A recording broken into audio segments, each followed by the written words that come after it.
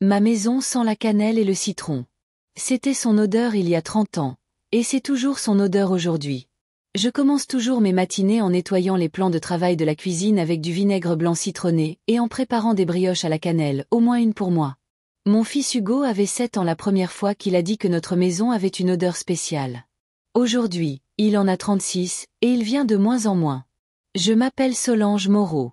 J'ai 67 ans et je vis dans le nord de l'île, dans la même maison que mon défunt mari, Noé, et moi avons acheté durant notre première année de mariage. C'est une modeste maison de plain-pied avec 3 chambres, une allée fissurée et de vieux érables qui couvrent la cour de feuilles dorées chaque automne. Elle paraît archaïque face aux constructions plus récentes, mais je ne vois pas l'intérêt de déménager. De plus, ma retraite de technicienne de laboratoire à l'Institut médico-légal ne me permet pas de tel luxe. J'ai travaillé 41 ans à l'IML de la ville, à étudier des échantillons de tissus et de fluides pour aider les enquêteurs à déterminer les causes de décès. Ce n'est pas un métier pour les âmes sensibles, mais après la mort de Noé dans un accident de la route, alors qu'Hugo n'avait que 5 ans, cela nous a apporté la stabilité. Beaucoup de gens disaient que je devrais me remarier, mais entre le travail, l'éducation de mon fils et mes soirées comme aide-soignante dans une maison de retraite, je n'avais ni le temps ni l'énergie pour une vie personnelle. À 67 ans, j'ai l'air normal. Mes cheveux gris, que j'ai cessé de teindre il y a longtemps, sont tirés en un chignon pratique. Mon visage est sillonné de rides, honnêtement gagné par des années de rire et d'inquiétude. Mes mains trahissent mon âge et ma profession. Elles sont sèches et légèrement noueuses après des années de contact avec des produits chimiques. Je ne suis pas le genre de femme qui passe des heures à se maquiller et à se coiffer. Ma garde-robe se compose de pantalons confortables, de gilets et de chemisiers aux couleurs sobres. Noé disait toujours que j'étais comme une rivière tranquille, sans particularité au premier abord, mais avec un courant profond. Ce jeudi matin-là, j'étais assise à la table de la cuisine, triant les factures et le courrier, quand mon téléphone a vibré. C'était Hugo. « Maman, tu as reçu l'enveloppe des Lafontaine. » Sa voix semblait tendue. « Bonjour, mon fils. »« Non, je ne l'ai pas encore vue. »« Qu'est-ce que c'est ?» Je regardais la pile d'enveloppes que je n'avais pas encore eu le temps de trier. Une invitation de mariage. Il devait les envoyer hier. Je posai la facture d'électricité et pris l'enveloppe couleur crème aux lettres en relief qui se trouvait effectivement dans le courrier. Oui, la voilà. Je l'ouvre maintenant. Hugo et moi parlions de moins en moins depuis qu'il avait annoncé ses fiançailles avec Céleste Lafontaine il y a 6 mois. Céleste était une belle jeune femme, grande, avec des cheveux couleur café lui arrivant aux épaules et une posture parfaite. Mais le problème n'était pas elle. C'était sa famille, surtout sa mère, Béatrice Lafontaine, qui me regardait comme si j'étais un spécimen dans un musée d'histoire naturelle chaque fois que nous nous rencontrions. La famille Lafontaine possédait une chaîne de pompes funèbres dans toute la région. L'ironie ne m'échappait pas. J'avais travaillé avec les morts toute ma vie, et maintenant mon fils épousait une femme dont la famille avait fait fortune grâce à eux. Mais alors que j'y voyais une sorte de cycle de la vie, Béatrice semblait me considérer comme une simple roturière mal dégrossie qui s'était accidentellement associée à leur noble nom de famille. Notre première rencontre avait eu lieu il y a 6 mois dans leur maison de campagne, une immense bâtisse de style colonial avec des colonnes blanches et des haies impeccablement taillées. Je me souviens avoir nerveusement ajusté mon gilet pendant qu'Hugo garait la voiture. « Tu es très belle, maman », m'avait-il dit, bien que son regard évitât le mien. Béatrice nous accueillit dans le hall où les plafonds étaient plus hauts que tout mon salon. Elle portait un tailleur en cachemire ivoire, et ses doigts étaient ornés de bagues qui coûtaient probablement autant que ma retraite annuelle. « Ah, nous nous rencontrons enfin », dit-elle, effleurant à peine ma main de ses doigts froids. « Hugo m'a si peu parlé de vous. » Son regard glissa sur mon tailleur, acheté dans un grand magasin, et je sus que j'avais échoué à son évaluation. Le dîner fut une torture. La conversation tournait autour de personnes et de lieux dont je n'avais jamais entendu parler. Béatrice et son mari Alfred parlaient de leur voyage en Toscane et en Italie, de leurs connaissances célèbres et du country club dont ils étaient membres depuis 20 ans. Je me sentais invisible malgré les tentatives de Céleste de m'inclure dans la conversation. Hugo était assis, tendu, me jetant de temps en temps des regards d'excuses. « Que faisiez-vous avant votre retraite, Madame Moreau ?» demanda finalement Béatrice au moment du dessert. « J'étais technicienne de laboratoire à l'Institut médico-légal, » répondis-je. Béatrice s'étouffa presque avec son vin. « Oh, comme c'est intéressant !» dit-elle en regardant son mari. « Alfred, tu devrais discuter avec Solange de son travail à l'IML. Elle pourrait peut-être donner quelques conseils pour nos établissements. » Ce fut la seule fois où elle m'appela par mon prénom. Et même là, on aurait dit qu'elle parlait d'une maladie exotique. Après ce dîner, j'ai revu la famille Lafontaine plusieurs fois, à une fête de fiançailles, à l'anniversaire de Céleste, à un barbecue familial.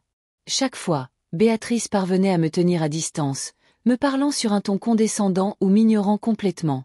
Hugo semblait ne pas s'en rendre compte ou choisissait de l'ignorer. Elle est juste de la vieille école, maman, m'avait-il dit une fois où j'avais osé le mentionner. Ne le prends pas à cœur. Mais comment ne pas le prendre à cœur quand mon fils unique, que j'avais élevé seul en sacrifiant tout, commençait à me voir à travers les yeux d'étrangers? Même maintenant, en ouvrant l'enveloppe de l'invitation, je sentais mon pouce accélérer. À l'intérieur se trouvait un carton élégant avec des lettres dorées m'informant que Céleste Marie Lafontaine et Hugo James Moreau m'invitaient à leur cérémonie de mariage qui aurait lieu dans un mois au domaine des Lafontaine. Et puis, je remarquai une note manuscrite au dos de l'invitation. D'une calligraphie soignée, il était écrit « Malheureusement, votre présence ne cadre pas avec le style de notre réception. Nous comptons sur votre compréhension. » J'ai dû relire la phrase 3 fois, n'en croyant pas mes yeux. On me demandait, à moi, la mère du marié, de manière non équivoque, de ne pas assister au mariage de mon propre fils. Et à en juger par les initiales, l'auteur de ce message était Béatrice Lafontaine. « Maman, tu es là. » La voix d'Hugo me ramena à la réalité. « Oui, j'ai l'invitation. » Ma voix était rauque. « Hugo, il y a une note. » « Quelle note ?» Il semblait surpris, mais quelque chose dans son ton me disait qu'il savait de quoi je parlais. De Béatrice. Elle dit que je ne cadre pas avec l'événement. Il y eut une pause. « Oh, ça, dit-il finalement. Maman, ne t'inquiète pas pour ça. Béatrice s'inquiète juste de l'atmosphère générale. Tu sais, il y aura des gens importants, leurs partenaires commerciaux, des politiciens. » C'était comme un coup de poing dans le ventre. Non seulement mon propre fils était au courant de cette note, mais il la justifiait. « Hugo, c'est le mariage de mon fils unique. Comment ça, je ne cadre pas? Je dois être là. » Bien sûr que tu dois, maman. Personne ne dit que tu ne peux pas venir au mariage. C'est juste que, peut-être que tu pourrais venir à la cérémonie et ensuite, eh bien, tu sais, après la partie officielle, partir. Tu me suggères de quitter ton mariage avant le début de la réception. Terminez-je pour lui. Non, ce n'est pas ça, balbutia-t-il. Écoute, je vais parler à Céleste. C'est juste un malentendu. Béatrice peut être parfois trop soucieuse des détails. Des détails. Ma voix tremblait. Ta mère est un détail. Maman, s'il te plaît, ne fais pas de drame. Tout va bien se passer. Je vais m'en occuper. Ne fais pas de drame. Hugo avait commencé à utiliser cette phrase depuis qu'il avait rencontré Céleste. Il ne m'avait jamais dit des choses comme ça avant. Avant, il était mon garçon, celui qui venait me voir avec ses problèmes, qui appréciait mes conseils, qui riait de mes blagues. Maintenant, il me regardait avec le même mélange de gêne et de pitié que sa future belle-mère. « D'accord, Hugo, parle à Céleste, dis-je, sachant que cela ne changerait rien. Je dois y aller. J'ai un rendez-vous chez le médecin. » C'était un mensonge, mais je devais mettre fin à la conversation avant de dire quelque chose que je regretterais. « Bien sûr, maman. Prends soin de toi. Je t'appelle plus tard. » Quand la communication fut coupée, je suis restée assise longtemps, fixant l'invitation. Des souvenirs me traversèrent l'esprit, les nuits passées au chevet du petit Hugo quand il était malade, les 2 emplois que j'occupais pour payer ses études universitaires, la fierté que j'avais ressentie lorsqu'il avait obtenu son premier poste dans une société d'investissement. Et maintenant, je ne cadrais plus dans la vie que je l'avais aidé à construire. Je me levai et me dirigeai vers la commode du salon. J'ouvris le tiroir du haut et en sortis mon livret d'épargne. Il y avait 37 000 € sur le compte, de l'argent que j'avais économisé au cours des 10 dernières années, mis de côté pour ma retraite. J'avais initialement prévu de le dépenser pour réparer le toit et installer un nouveau système de chauffage. Mais quand Hugo a annoncé ses fiançailles, j'ai décidé de donner l'argent aux jeunes mariés pour leur lune de miel. C'eût été mon grand cadeau, ma contribution à leur bonheur. Maintenant, je regardais ces chiffres et sentais une froide détermination grandir en moi. Si je ne cadrais pas dans leur mariage, peut-être que mon argent ne cadrait pas non plus dans leurs plans. Le téléphone sonna. Le nom d'Hugo s'illumina sur l'écran. Je ne répondis pas. Pour la première fois depuis de nombreuses années, j'avais besoin de temps pour penser à moi, pas à mon fils. Je remis le livret dans le tiroir et me dirigeai vers la salle de bain. En me regardant dans le miroir, je vis une femme que je reconnaissais à peine, confuse, blessée, mais avec une étincelle de quelque chose de nouveau qui commençait à briller dans ses yeux. C'était peut-être la dignité que j'avais longtemps enfouie sous le poids de la maternité. Ou peut-être était-ce simplement la fatigue d'être considérée comme acquise. Je me passai de l'eau froide sur le visage et pris une décision. Je n'irai pas au mariage et je ne leur donnerai pas l'argent. 37 000 € resteraient sur mon compte. Peut-être ferais-je enfin les rénovations dont je rêvais depuis si longtemps. Ou peut-être partirais-je en voyage, seul, comme j'avais tout fait dans ma vie. Le téléphone sonna de nouveau. Cette fois, c'était Céleste. Je pris une profonde inspiration et répondis. Solange. Sa voix semblait inquiète. Hugo m'a dit que vous aviez reçu une invitation avec une note étrange. Je vous assure que c'est une sorte de malentendu. Hugo et moi voulons vraiment que vous soyez à notre mariage. Il y avait quelque chose de sincère dans sa voix qui m'adoucit. Peut-être qu'elle n'était vraiment pas au courant de la note. Céleste, il est clairement écrit de la main de votre mère que je ne cadre pas avec votre événement. Quoi? Elle semblait véritablement choquée. Maman n'aurait jamais pu écrire ça. Ce doit être une erreur. C'est signé de ses initiales, BL. Béatrice Lafontaine. Ce n'est guère une erreur. Je ne comprends pas. Maman était chargée d'envoyer les invitations, mais elle ne ferait jamais. Écoutez, je vais lui parler tout de suite et je vous rappelle. C'est un malentendu monstrueux. Lorsque la conversation prit fin, je me sentis encore plus anéanti. Soit Céleste ne savait vraiment rien de la note, soit elle était une excellente actrice. Quoi qu'il en soit, la situation n'en devenait pas moins humiliante. Ce soir-là, Hugo arriva à l'improviste. Je venais de finir de dîner. Une modeste salade et un morceau de gratin de la veille. « Maman, il faut qu'on parle », dit-il en entrant dans la cuisine. Il avait l'air tendu. Sa chemise, d'habitude impeccable, était froissée, et ses cheveux étaient en désordre. « Je t'écoute », dis-je en m'asseyant à table et en lui faisant signe de faire de même. « J'ai parlé à Béatrice », commença-t-il sans s'asseoir. « Elle a admis avoir écrit la note, mais elle ne voulait pas te blesser. Elle s'inquiétait juste de l'impression générale. » L'impression générale, répétai-je. De quoi? Du fait que la mère du marié sera au mariage? Maman, s'il te plaît. Il s'assit enfin. Tu sais que ce n'est pas ce que je voulais dire. Les Lafontaine, ils vivent dans un autre monde. Ils ont certaines normes. Et je ne corresponds pas à ces normes, dis-je, non comme une question. Je ne dis pas que je suis d'accord avec Béatrice, s'empressa-t-il d'ajouter. Je lui ai dit que son comportement était inacceptable, et elle a accepté d'envoyer de nouvelles invitations, sans note. Et tu penses que ça va résoudre le problème? Je le regardai droit dans les yeux. Un nouveau carton avec des lettres dorées va changer le fait que la mère de ta fiancée me considère indigne d'assister à ton mariage. Maman, s'il te plaît, n'exagère pas, dit-il à nouveau. Béatrice est juste de la vieille école. Elle accorde trop d'importance au statut social. Mais elle s'est excusée et a reconnu qu'elle avait tort. Elle s'est excusée auprès de toi ou de moi? Hugo hésita. Eh bien, elle a dit qu'elle regrettait la situation. Je vois. Je me levai et commençai à débarrasser la table. Hugo, j'ai pris ma décision. Je ne viendrai pas à ton mariage. Quoi? Mais maman, tu ne peux pas juste. Je peux. Je me tournai vers lui. Je ne vais pas être quelque part où je ne suis pas désiré. Où je sentirai que tout le monde me juge. Où je devrais prétendre être quelqu'un que je ne suis pas pour correspondre aux normes de quelqu'un d'autre. Maman, c'est mon mariage. Sa voix semblait désespérée. Tu dois être là. Devoir, soupirai-je. Hugo, j'ai été là pour toi chaque jour de ta vie. J'étais là quand tu as fait tes premiers pas, quand tu es entré à l'école, quand tu as eu ton diplôme. J'étais là quand tu étais malade, quand tu t'écorchais les genoux, quand tu as eu ton premier chagrin d'amour. J'étais ta mère, ton père, ton ami, ton professeur, tout. Et maintenant, quand ta future belle-mère décide que je ne suis pas assez bien pour son événement, tu me dis de ne pas exagérer. Ce n'est pas ce que je voulais dire. Hugo, l'interrompis-je. Je suis fatigué. Fatigué de sentir que je dois m'excuser pour qui je suis. J'ai travaillé 41 ans à aider à résoudre des meurtres et à apporter une conclusion aux familles. J'ai élevé un fils merveilleux.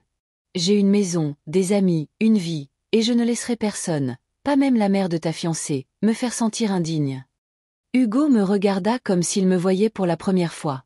Peut-être que c'était le cas. Peut-être qu'il ne m'avait jamais vue comme une personne avec des sentiments et une dignité. Seulement une mère qui avait toujours été là, qui avait toujours cédé, qui avait toujours fait passer ses intérêts avant les siens. Je vais appeler Céleste, dit-il finalement en se levant. Nous trouverons un moyen de résoudre ce problème. Peut-être pourrions-nous organiser un dîner séparé avant le mariage, juste pour la famille proche. Hugo. Je posai ma main sur son épaule. Rentre chez toi. Réfléchis à tout ça. Et quand tu seras prêt à m'écouter vraiment, pas à chercher des compromis qui conviendront à Béatrice Lafontaine, reviens. Il partit, me laissant seule dans la maison silencieuse qui sentait la cannelle et le citron. Je n'ai pas pleuré. Au lieu de cela, je me suis versé un verre de vin que je gardais pour une occasion spéciale et je suis sortie sur la terrasse arrière. La soirée était calme, avec les premières feuilles d'automne tombant du ciel. J'ai pensé à toutes les années que j'avais passées à me sacrifier pour mon fils, et que peut-être, il était enfin temps de penser à moi. Il y a des nuits où le sommeil ne vient pas, et seuls les vieux souvenirs emplissent le silence. Après ma conversation avec Hugo, j'ai passé une nuit comme celle-là, à regarder le plafond et à revivre les moments qui m'avaient conduite à ce carrefour de ma vie. Je sais que je suis morte il y a 31 ans. C'était un mardi normal. Nous ne nous sommes même pas dit au revoir correctement. Il était pressé de partir au travail. Je préparais le petit déjeuner pour Hugo, qui boudait devant son bol de flocons d'avoine. « Ah ce soir, mon étoile !» lança Noé en fermant la porte. C'était notre petite blague. Il m'appelait son étoile depuis le premier jour où nous nous étions rencontrés, quand il avait appris que mon nom, Solange, lui faisait penser au soleil. Il pleuvait ce jour-là. La route était glissante. Un camion dévia sur la voie opposée, et en un instant, ma vie fut divisée en un avant et un après. On m'a appelé au travail. Je me souviens que je tenais une éprouvette avec un échantillon de sang pour analyse quand le téléphone a sonné, et comment l'éprouvette a glissé de mes doigts quand j'ai entendu la nouvelle. J'avais vu des centaines de corps à l'Institut médico-légal, mais je n'aurais jamais pensé y voir mon mari. Noé était allongé sous un drap blanc, l'air si paisible, comme s'il dormait. Seule une égratignure sur sa tempe et l'angle étrange de son cou révélaient la vérité. Mon collègue, le docteur Lambert, m'a proposé d'identifier le corps pour moi, mais j'ai insisté. J'étais technicienne de laboratoire à l'IML. Je connaissais la procédure. Je n'aurais juste jamais pensé être de l'autre côté. Hugo avait 5 ans, trop jeune pour comprendre pleinement ce qui s'était passé, mais assez âgé pour sentir le vide laissé par son père. « Quand est-ce que papa revient ?» demandait-il chaque jour pendant les premières semaines. Finalement, les questions ont cessé, et ce silence fut le pire. Financièrement, nous gardions à peine la tête hors de l'eau. Mon salaire de technicienne était stable, mais modeste. L'assurance de Noé a aidé à payer les funérailles et une partie du prêt immobilier, mais ce n'était pas assez. J'ai commencé à travailler le soir à la maison de retraite du Val ensoleillé, 3 soirs par semaine, puis 5. Ma voisine, Madame Dubois, accepta de garder Hugo pendant que je travaillais. Mes journées devinrent une série sans fin de tâches. Debout à 5 heures du matin, préparation du petit déjeuner et du déjeuner pour Hugo, travail à l'IML de 8 heures à 17 heures, puis soit directement à la maison, soit à la maison de retraite jusqu'à 22 heures, suivi de la vérification des devoirs d'Hugo, de la lessive, du ménage et de la préparation du dîner. Je m'endormais généralement après minuit, pour tout recommencer quelques heures plus tard. Il y a eu des moments de profond désespoir. Je me souviens d'un hiver où Hugo a eu une pneumonie. Il avait 7 ans, et son état s'aggravait de jour en jour. Le médecin a insisté pour qu'il soit hospitalisé, mais notre assurance ne couvrait pas la totalité des frais de traitement. J'ai dû mettre mon alliance au mont-de-piété, la seule chose de valeur qui me restait. Hugo est resté à l'hôpital pendant 10 jours, et je suis restée à son chevet chaque minute de libre que j'avais, m'endormant souvent sur ma chaise. Le directeur de l'IML, comprenant ma situation, m'a permis de prendre un congé sans solde. Mais cela signifiait que nous avons vécu ce mois-là avec mon seul salaire de la maison de retraite. Quand Hugo est sorti, il était faible et pâle, mais hors de danger. Cette nuit-là, après l'avoir mis au lit, je me suis autorisée à pleurer pour la première fois depuis des jours, de soulagement, d'épuisement et de peur de l'avenir. Mais le matin, je me suis levée, je me suis lavé le visage et j'ai continué la lutte. Je n'ai même pas pensé à ma vie personnelle. Il y a eu, bien sûr, des hommes qui ont montré de l'intérêt. un collègue du laboratoire, un veuf de la maison d'Axe en grave côté, même le fils d'une des patientes de la maison de retraite. Mais chaque fois, je trouvais une raison de refuser. Parfois c'était parce que j'étais occupée, parfois parce que je ne voulais pas introduire une nouvelle personne dans la vie d'Hugo, mais le plus souvent, c'était simplement un manque d'énergie pour une nouvelle relation. Après le travail, les soins de la maison et de mon fils, je n'avais même plus l'énergie de lire un livre, encore moins d'aller à des rendez-vous.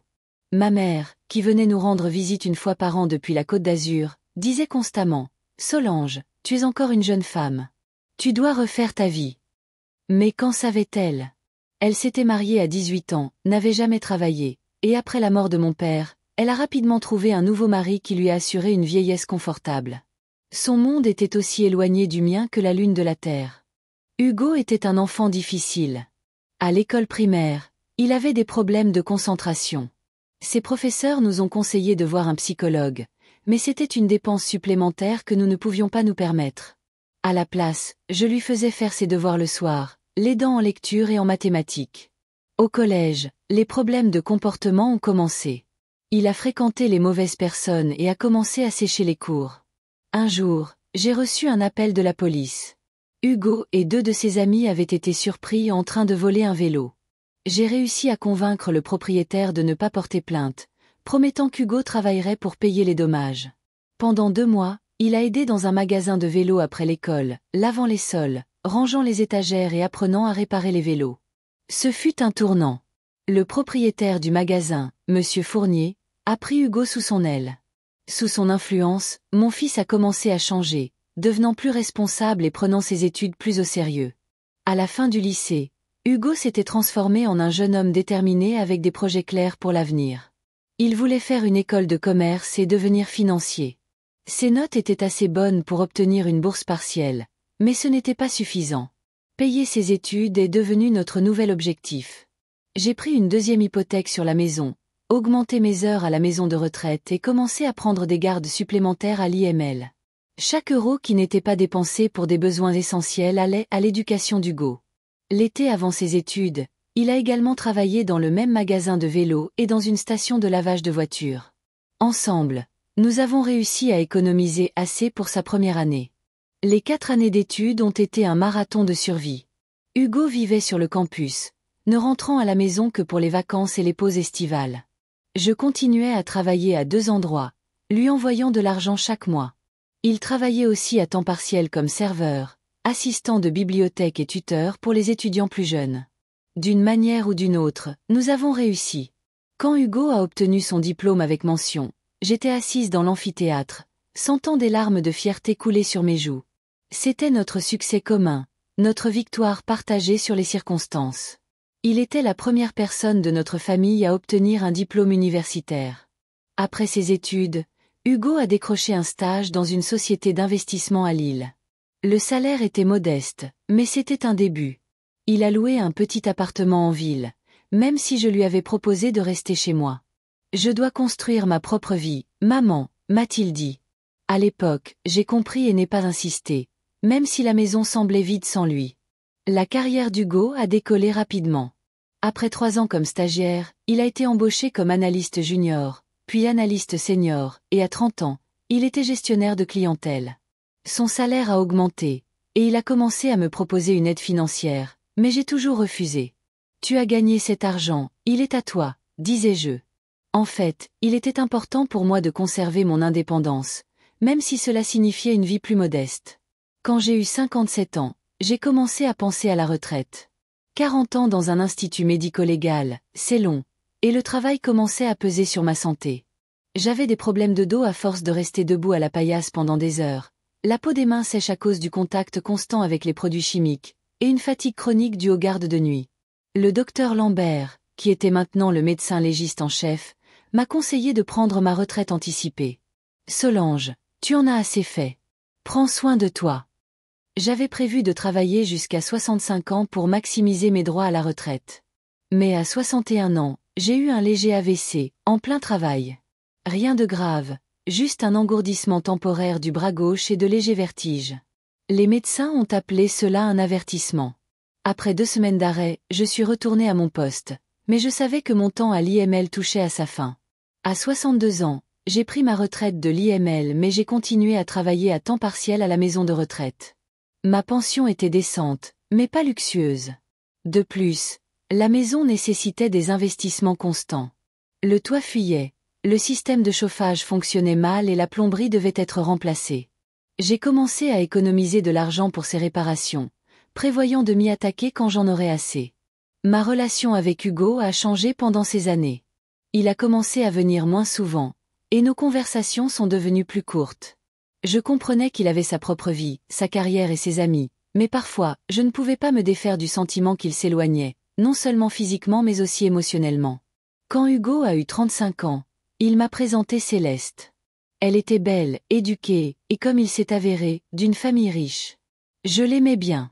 Elle avait une sincérité qui manque si souvent aux jeunes d'aujourd'hui. Mais quand j'ai appris pour sa famille, j'ai ressenti un vague malaise. Les Lafontaine appartenaient à un cercle de la société auquel les gens comme moi n'appartenaient pas. Néanmoins, j'étais heureuse pour mon fils. Il semblait heureux avec Céleste, plus détendu que je ne l'avais vu depuis longtemps. Quand ils ont annoncé leur fiançailles, j'ai été l'une des premières personnes qu'ils ont informées. Et c'est là que j'ai décidé de leur donner l'argent que j'avais économisé pour les réparations de la maison. À ce moment-là, j'avais 37 000 € sur mon compte, de l'argent que j'avais mis de côté à raison de 5 cents à 600 € par mois sur ma retraite et mon salaire de la maison de retraite. C'était mon avenir, mon filet de sécurité. Mais j'ai décidé que l'avenir de mon fils était plus important. L'argent pourrait être leur capital de départ ou payer la lune de miel dont ils rêvaient. Je n'ai pas parlé de mes plans à Hugo. Je voulais lui faire la surprise au mariage. J'imaginais leur tendre l'enveloppe avec le chèque. Comme il serait surpris et ravi. Cette pensée m'a soutenue lorsque je me suis privée de nouveaux vêtements ou d'une sortie au restaurant pour économiser 100 € de plus. Et maintenant, après l'invitation avec la note humiliante, après la conversation avec Hugo qui me conseillait de ne pas dramatiser, je suis restée éveillée, pensant à toutes ces années de sacrifice. Tous ces moments où j'ai fait passer ses besoins avant les miens. Je ne le regrettais pas. C'est mon fils, et je l'aime plus que la vie elle-même. Mais pour la première fois, je me suis demandé, et si je m'étais trompée? Et si, en sacrifiant tout pour lui, je l'avais involontairement élevé à s'attendre à ce que ses sacrifices soient quelque chose de normal? Le matin, je me suis levée plus tôt que d'habitude. Me sentant étrangement déterminée, j'ai appelé la banque et pris rendez-vous pour 10 heures. Puis j'ai sorti mon plus beau tailleur du placard, bleu marine avec un chemisier blanc, que je ne portais que pour les grandes occasions. Je voulais avoir l'air posée et confiante pour ce que j'allais faire. J'ai été accueillie à la banque par un jeune directeur nommé Julien. Il a semblé surpris quand je lui ai expliqué que je voulais clôturer mon compte d'épargne et transférer l'argent sur un nouveau compte d'investissement. Madame Moreau, vous êtes sûre? Cet argent est sur votre livret d'épargne depuis très longtemps. Absolument sûre, ai-je répondu. Je veux que cet argent travaille pour moi, pas qu'il dorme à la banque. Julien a commencé à m'expliquer diverses options d'investissement, les risques et les rendements potentiels. J'ai écouté attentivement, posé des questions et pris des notes. Finalement, nous avons choisi un portefeuille d'investissement conservateur axé sur un revenu stable. À quoi comptez-vous utiliser l'argent, si ce n'est pas indiscret? Demanda Julien en remplissant les papiers. Pour moi, ai-je répondu. Et pour la première fois depuis longtemps, ces mots ne m'ont pas fait sentir coupable. En sortant de la banque, j'ai ressenti un étrange sentiment de soulagement, comme si un lourd poids avait été enlevé de mes épaules. J'ai décidé de me promener dans le parc voisin. Il faisait beau, et une brise fraîche faisait bruire les feuilles tombées. Je me suis assise sur un banc près de l'étang et j'ai sorti mon téléphone. J'avais 3 appels manqués d'Hugo et un message de Céleste me demandant si nous pouvions nous voir pour parler. Je n'ai pas rappelé tout de suite. À la place, j'ai ouvert mes notes et commencé à faire une liste. Ce que je veux faire pour moi, ai-je écrit en titre. La liste comprenait des choses que je rêvais de faire depuis longtemps mais que j'avais toujours reportées. Réparer le toit et le système de chauffage, faire un voyage en Irlande, d'où venaient mes ancêtres, prendre des cours de photographie, c'est à quoi je pensais depuis des années, refaire ma garde-robe, peut-être même acheter une nouvelle voiture pour remplacer ma vieille, qui avait déjà 15 ans. Quand la liste fut prête, j'ai ressenti une étrange excitation, semblable à ce que j'avais ressenti dans ma jeunesse quand la vie semblait pleine de possibilités.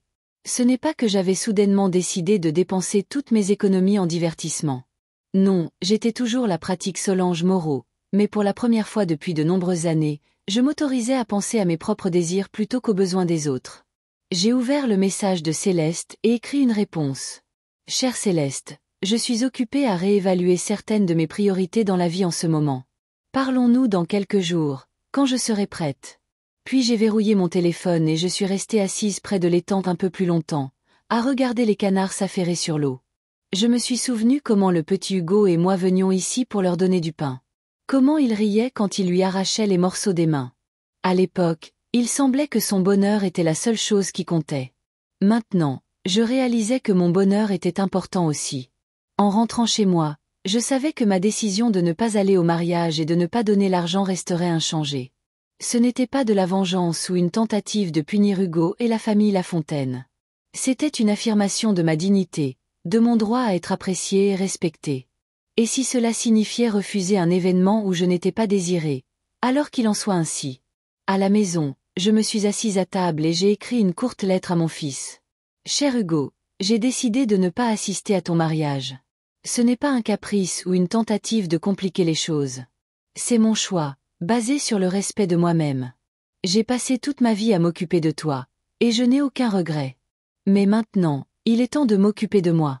Je t'aime et je vous souhaite, à toi et à Céleste, tout le bonheur du monde. Maman. Je n'ai pas envoyé la lettre tout de suite. Je l'ai mise dans le tiroir de mon bureau, décidant d'attendre quelques jours. Peut-être que mes sentiments changeraient. Mais au fond de moi, je savais que la décision était déjà prise. Et pour la première fois depuis longtemps, c'était une décision que j'avais prise entièrement pour moi. Le jour qui devait être l'un des plus importants de la vie de mon fils a commencé pour moi comme d'habitude, avec l'odeur du café et le son des informations matinales à la radio. Je me suis réveillée à 5h30 par vieille habitude. Même si je n'avais nulle part où me presser, je suis restée allongée quelques minutes, à regarder le plafond, à écouter le tic-tac de la vieille horloge du salon et le bruissement des feuilles dehors. Le temps était parfait. Un ciel dégagé, une légère brise, la chaleur d'un début de journée d'automne. Un temps idéal pour un mariage. Mariage. Le mot résonnait amèrement quelque part sous mes côtes. Aujourd'hui, mon fils unique se marie, et je ne serai pas là. Je ne le verrai pas debout devant l'autel. Je n'entendrai pas ses vœux. Je ne lèverai pas un verre à leur bonheur. Tout ça à cause d'une phrase écrite d'une écriture élégante au dos de l'invitation. Malheureusement, votre présence ne cadre pas avec le style de notre réception. J'ai basculé mes jambes hors du lit, trouvé mes pantoufles et me suis traînée jusqu'à la cuisine. J'ai allumé la cafetière et sorti le gâteau de la veille de la boîte à pain. Je n'avais pas envie de manger, mais je savais que je devais garder mes forces. La journée allait être longue. Après le petit déjeuner, j'ai décidé de faire un grand ménage de printemps, une activité qui m'a toujours aidé à gérer l'anxiété. J'ai allumé mon vieux tourne-disque, mis un album d'Aretha Franklin et me suis mise au travail. La poussière sur les étagères, les magazines éparpillés, les fenêtres qui n'avaient pas été lavées depuis des lustres. Tout avait besoin d'attention. À 8h, la cuisine brillait, et je suis passée au salon. Le téléphone a sonné alors que je dépoussiérais les cadres photos sur la cheminée. L'écran affichait le nom de ma vieille amie Olivia Leroy, avec qui j'avais travaillé à l'IML pendant près de 20 ans. « Solange, ma chérie, comment vas-tu » Sa voix semblait inquiète. « Ce n'est pas le mariage d'Hugo aujourd'hui. »« Si, Olivia. » J'ai pressé le téléphone contre mon épaule et continué à essuyer le cadre avec une photo du petit Hugo en maillot de baseball à 3 ans. « Et tu n'as pas changé d'avis ? Tu n'y vas vraiment pas ?» J'ai soupiré. Olivia était l'une des rares personnes à qui j'avais parlé de la note sur l'invitation et de ma décision. « Non, je n'ai pas changé d'avis. Je ne vais pas être quelque part où on m'a dit en termes clairs que je n'étais pas la bienvenue. Mais c'est le mariage de ton fils. Olivia n'a jamais été connue pour son tact. Tu le regretteras plus tard. Peut-être, ai-je dit en remettant la photo à sa place. Mais je regretterai encore plus si j'y vais et que je passe toute la soirée à sentir les regards jugeurs de Béatrice Lafontaine et de ses amis. Non merci. Qu'est-ce qu'Hugo en dit? Rien de nouveau. Il pense que je dramatise, que sa future belle-mère est juste de la vieille école et qu'elle attache trop d'importance au statut social. Peut-être que c'est le cas, suggéra prudemment Olivia. Peut-être. Mais ça ne change rien au fait qu'elle a écrit cette note. Et au lieu de prendre mon parti, Hugo essaie d'arrondir les angles. Après avoir parlé à Olivia, j'ai continué à nettoyer, mais avec moins d'enthousiasme. Ces mots avaient touché une corde sensible. Peut-être que j'étais égoïste, après tout. Peut-être que je devrais ravaler ma fierté pour le bien de mon fils. À 10h30, ma sœur Edith a appelé. Tu te prépares? Demanda-t-elle sans préambule. Je passe dans 1 heure. On pourra s'aider pour nos coiffures. Edith ne savait pas pour ma décision. Nous n'étions pas particulièrement proches. Elle vivait à Strasbourg et ne venait à Lille que pour les grandes occasions, comme le mariage de son neveu. Edith, je ne vais pas au mariage, ai-je dit sans détour. Il y eut une longue pause. Comment ça, tu n'y vas pas? Tu es malade? Non, je vais bien. J'ai juste décidé de ne pas y assister. Solange, tu as perdu la tête? C'est le mariage d'Hugo, ton fils unique. Je lui ai expliqué la situation, la lettre, ma conversation avec Hugo, ma décision. Edith a écouté en silence, ne m'interrompant qu'occasionnellement par des exclamations de surprise. Tu sais ce que je pense? Dit-elle quand j'eus fini. Je pense que tu devrais aller à ce mariage la tête haute. Mets ta plus belle robe, sois éblouissante, et montre à cette Béatrice qu'on ne te brise pas si facilement. Il ne s'agit pas de prouver quoi que ce soit à qui que ce soit, Edith. Il s'agit de respect de soi. Je ne veux pas être quelque part où on ne me respecte pas. Mais ce n'est pas le mariage de Béatrice. C'est celui de ton fils. Un mariage que Béatrice a organisé, qui aura lieu dans leur domaine selon leurs règles parmi leurs invités. Et tu vas juste rester à la maison, seule, pendant que ton fils se marie. Oui, c'est exact, ai-je répondu fermement. Je serai à la maison, à m'occuper de mes affaires et à leur souhaiter du bonheur de loin. Edith renifla. Eh bien, c'est ton choix, mais je pense que tu fais une erreur. Après avoir parlé à ma sœur, j'ai dû m'asseoir. Mes mains tremblaient et des doutes tourbillonnaient dans ma tête. Peut-être qu'Edith avait raison. Peut-être que je devrais être plus déterminée et y aller pour Hugo, sinon pour moi. Je me suis dirigée vers l'armoire de ma chambre et l'ai ouverte. Là, était suspendue la robe vert foncé que j'avais achetée spécialement pour le mariage. Elle était élégante, avec des manches longues et un décolleté modeste, assez habillée pour l'occasion, mais pas trop chic. À côté se trouvait une paire de chaussures neuves à talons bas. J'avais même commandé une broche spéciale, en argent en forme de lys, la fleur préférée d'Hugo quand il était enfant. J'ai passé ma main sur le tissu doux de la robe. Tant d'espoir, tant de projets étaient liés à ce jour. Et puis, le téléphone a sonné à nouveau. Cette fois, c'était le numéro d'Hugo. J'ai hésité avant de répondre, mais j'ai quand même appuyé sur le bouton vert. Maman. Sa voix était tendue. Où es-tu? La cérémonie est dans 4 heures, et tu n'es même pas encore là. Hugo, nous en avons discuté. Je ne viens pas au mariage. Maman, s'il te plaît. Sa voix semblait désespérée. Ne fais pas ça. Pas aujourd'hui. Je suis désolée que ça se passe comme ça, ai-je dit sincèrement. Mais ma décision reste inchangée. Tu te rends compte de ce que ça donne? La mère du marié qui ne vient pas au mariage. Les gens demandent déjà où tu es. Qu'est-ce que je suis censée leur dire? La vérité, ai-je répondu, que ta mère a reçu une invitation avec une note disant qu'elle ne cadrait pas avec l'événement et qu'elle a décidé de respecter les souhaits de l'organisatrice. Maman, ce n'est pas juste. Béatrice s'est excusée et a envoyé une nouvelle invitation. Que je n'ai pas reçue. Et il ne s'agit même pas de l'invitation, Hugo. C'est la façon dont tu as réagi à toute cette situation. Qu'est-ce que j'étais censée faire? Annuler le mariage? Non, bien sûr que non. Mais tu aurais pu prendre mon parti. Tu aurais pu dire à Béatrice que si ta mère ne cadre pas à leur événement, alors peut-être qu'il devrait reconsidérer le format de l'événement.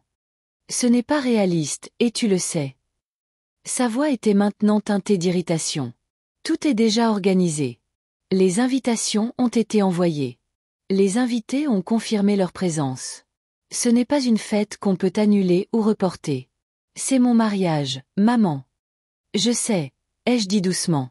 Et je te souhaite du bonheur, mais je ne viendrai pas. Après avoir parlé à Hugo, je me sentais anéantie. Je n'ai pas pleuré. Je n'avais plus de larmes. Au lieu de cela, j'ai continué machinalement à nettoyer, passant d'une pièce à l'autre, dépoussiérant, passant l'aspirateur sur les tapis et essuyant les miroirs. Le travail physique m'aidait à ne pas penser. À midi, j'ai fait une pause et me suis préparé un déjeuner léger, une salade et un sandwich à la dinde. Je n'avais pas envie de manger, mais je me suis forcée. Ensuite, je me suis assise dans un fauteuil avec un livre, mais je ne pouvais pas me concentrer sur le texte. Mes pensées revenaient sans cesse à Hugo, au mariage, à ce qui se passait au domaine des Lafontaine. Le téléphone n'arrêtait pas de sonner.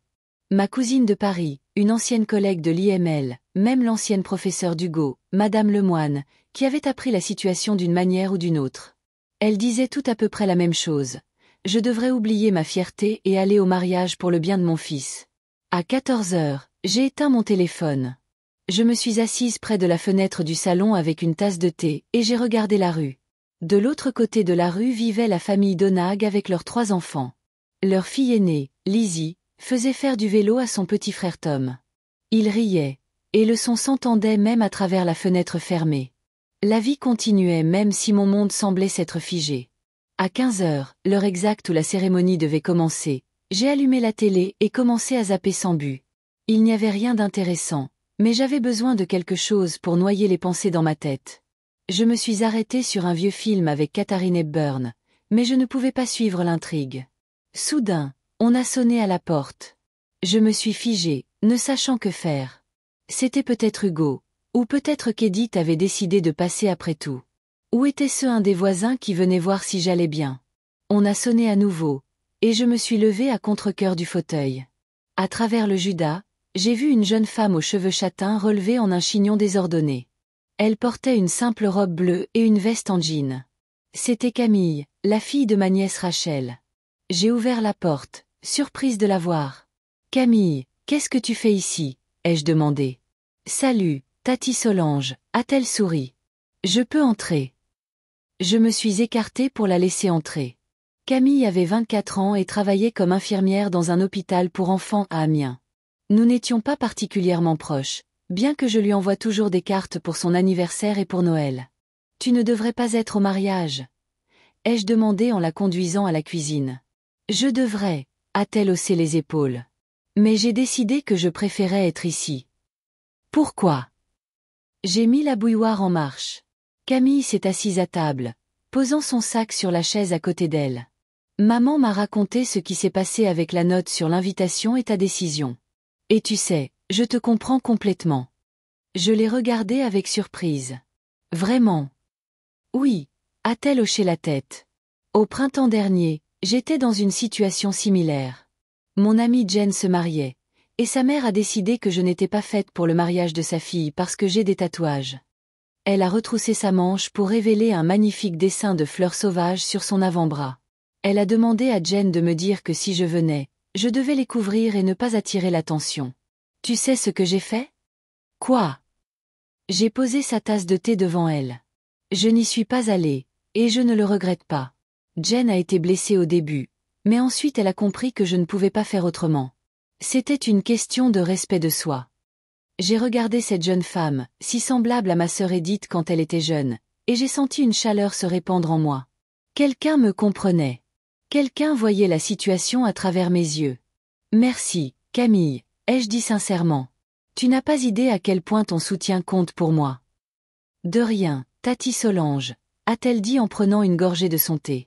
En plus, je ne voulais pas que tu sois seule aujourd'hui, alors je suis là, et j'ai un plan. Et si on préparait quelque chose de délicieux et qu'on regardait de vieux films? Ou on pourrait aller au parc? Il fait un temps magnifique aujourd'hui.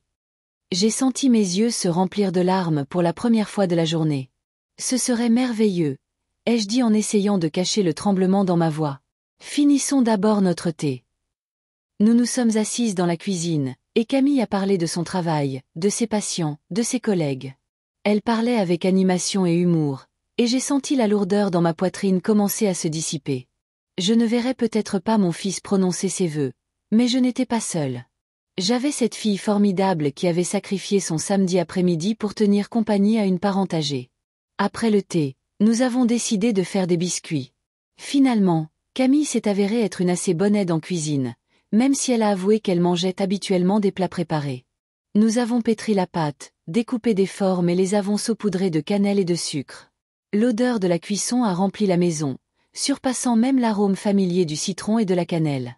Quand la première fournée de biscuits était au four, Camille a sorti son téléphone. « Tati Solange, tu sais ce qui se passe au mariage ?» demanda-t-elle prudemment. J'ai secoué la tête. « Non. Et pour être honnête, je ne suis pas sûre de vouloir savoir. » Certains invités postent des photos sur les réseaux sociaux, a-t-elle dit en me montrant l'écran de son téléphone. Regarde. J'ai jeté un coup d'œil à contre-cœur à l'écran. Il y avait une photo d'une arche couverte de fleurs dans un jardin où la cérémonie avait apparemment lieu. Des roses blanches et roses, des rubans, des pendentifs en cristal reflétant la lumière du soleil. C'était vraiment magnifique. Et en voici une autre. Camille a fait glisser son doigt sur l'écran, me montrant une autre photo. Elle montrait des tables couvertes de nappes blanches, avec des centres de table faits des mêmes roses et de bougies, des couverts exquis, des verres en cristal et des cartons avec les noms des invités. On aurait dit une scène sortie d'un magazine de mariage de luxe. C'est magnifique, ai-je dit d'un ton neutre. Et voici Hugo. Camille m'a montré la photo suivante. Mon cœur s'est serré. Mon fils se tenait devant l'autel dans un costume gris parfaitement taillé, avec une fleur blanche à la boutonnière. Il avait l'air tendu mais essayait de sourire pour la photo. Et voici la mariée, a-t-elle dit, me montrant une autre photo.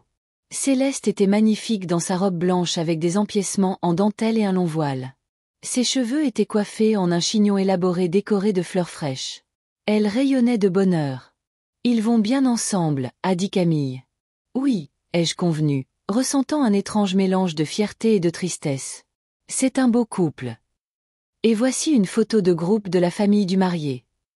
Camille m'a montré la photo suivante et s'est immédiatement mordu la lèvre. Oh, je suis désolée. La photo montrait Hugo, ses cousins, ma sœur Edith avec son mari, et plusieurs autres parents. Tout le monde souriait, mais j'ai remarqué un espace vide à côté d'Hugo, la place où j'aurais dû être. Ce n'est rien, ai-je dit, même si ce n'était pas vrai. J'ai fait mon choix. Tu veux en voir plus? Demanda Camille. J'ai hésité. Une partie de moi voulait en voir le plus possible, connaître tous les détails, ne pas manquer un seul moment.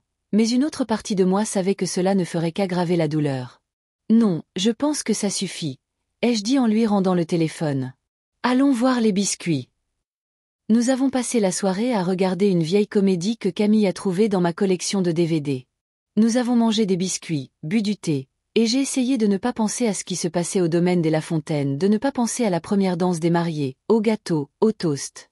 De ne pas penser à mon fils unique vivant le jour le plus important de sa vie sans moi. Vers 21h, Camille a commencé à se préparer à rentrer.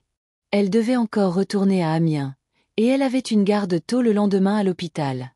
Merci, ai-je dit en la serrant dans mes bras à la porte. Tu n'as pas idée de ce que tu as fait pour moi aujourd'hui.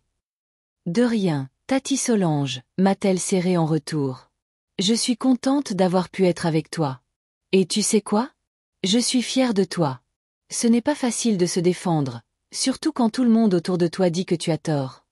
Après le départ de Camille, je suis restée assise en silence pendant un moment. Puis j'ai décidé de rallumer mon téléphone, que j'avais éteint pendant la journée. Immédiatement, des notifications d'appels manqués et de messages ont commencé à affluer. Hugo avait appelé 6 fois. Edith avait appelé 4 fois. Il y avait des appels d'autres parents et amis. J'ai ouvert les messages. La plupart exprimaient leur inquiétude et leur confusion quant à mon absence. Certains étaient ouvertement critiques, mais il y en avait un qui m'a fait me figer. C'était de Céleste. Solange, je comprends votre décision et je la respecte. Je veux que vous sachiez que je n'ai jamais été d'accord avec la note que ma mère a écrite. Je suis désolée que les choses se soient passées ainsi. Hugo est très contrarié par votre absence, même s'il essaie de ne pas le montrer. J'espère qu'un jour nous pourrons repartir de zéro. Sincèrement, Céleste. J'ai relu le message plusieurs fois. Il n'y avait aucune accusation, seulement de la reconnaissance et du respect pour mon choix. Peut-être que je m'étais trompée sur Céleste. Peut-être qu'elle n'avait vraiment rien à voir avec cette note maudite. Enfin, j'ai ouvert un message d'Hugo envoyé il y a une demi-heure. Maman, je sais que tu n'approuves pas mon choix et que tu es blessée par Béatrice, mais aujourd'hui, j'ai épousé la femme que j'aime, et je suis vraiment désolée que tu n'aies pas été là. J'espère que tu as au moins vu les photos sur les réseaux sociaux. Appelle-moi quand tu seras prête à parler. J'ai fermé les messages et rangé mon téléphone. Puis je suis allée à la fenêtre. La nuit était claire et étoilée. Quelque part là-bas, au domaine des Lafontaine, la réception de mariage touchait à sa fin. Mon fils était maintenant un homme marié.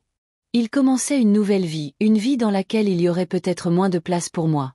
Mais étrangement, au lieu de l'amertume, j'ai ressenti un étrange sentiment de calme. Oui, j'avais manqué un jour important. Oui, j'avais peut-être blessé Hugo en n'étant pas là. Mais je m'étais défendue. Et peut-être que c'était la leçon la plus importante que je pouvais enseigner à mon fils. Ne jamais laisser les autres définir sa propre valeur. Je me suis éloignée de la fenêtre et me suis dirigée vers la chambre. Demain serait un nouveau jour, et je devrais décider comment construire une relation avec mon fils et sa nouvelle famille à la lumière de tout ce qui s'était passé. Mais aujourd'hui, je voulais juste me reposer, sachant que j'avais fait mon choix et que j'étais prête à assumer les conséquences. 2 semaines passèrent comme un seul jour.